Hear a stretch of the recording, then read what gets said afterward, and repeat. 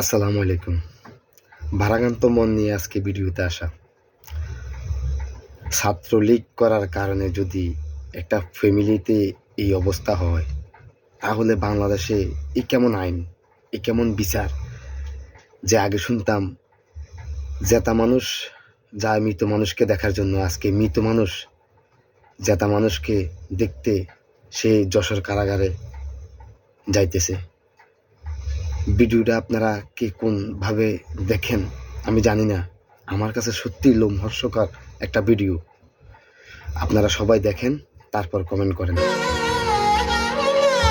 প্রায় ৫ বছর আগে ভালোবেসে বিয়ে করেছিলেন কানিজ সুবর্ণা স্বর্ণালী ও নিষিদ্ধ ঘোষিত সংগঠন ছাত্রলীগের বাগেরহাট সদর উপজেলা সভাপতি জুয়েল হাসান সাদ্দাম।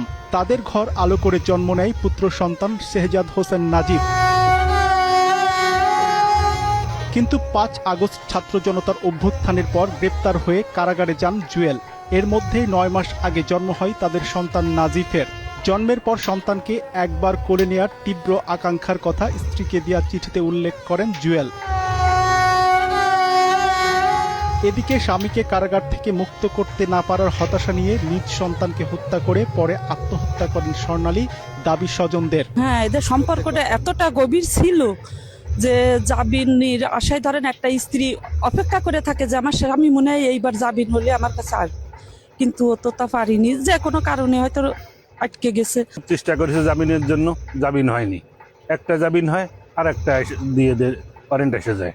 রাজনৈতিক কেস, যাতে লাস্টে মারা গেল, মারা যাওয়ার পরেও তার জামিন হয়নি। চেষ্টা করেছে, জামিন হয়নি। এই লাশ এখন যশোরের উদ্দেশ্যে রওনা হয়েছে। যশোরে ওনার হাজব্যান্ড আছে এবং ছেলের বাবা আছে।